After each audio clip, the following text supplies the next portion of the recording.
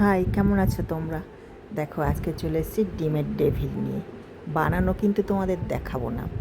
আমি কি কি বানিয়েছি, একদিনকে আমার বন্ধুদের খাইয়েছি, সেখানে কি কি বানিয়ে তাদের খাইয়েছি, আর সবাই আমরা খুব আনন্দ করেছি। তো সেটাই তোমাদের সঙ্গে আজকে আমি শেয়ার করব। এটা হচ্ছে ফ্রাইড রাইস, এটা হচ্ছে চিলি চিকেন। চিলি চিকেন তো তোমাদের আগেই শেয়ার করেছি, আর ফ্রাইড রাইসটা আমি করে নিয়েছি রাইস কুকারে।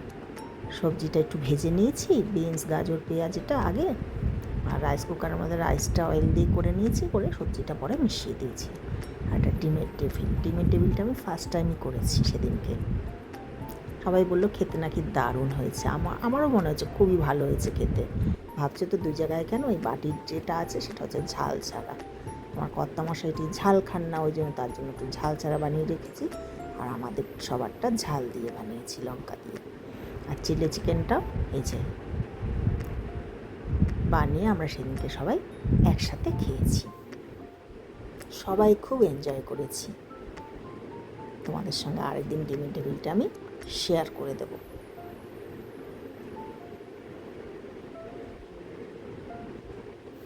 ভালো লাগলে পুরোটা দেখবে, লাইক করবে, শেয়ার করবে, সাবস্ক্রাইব করবে।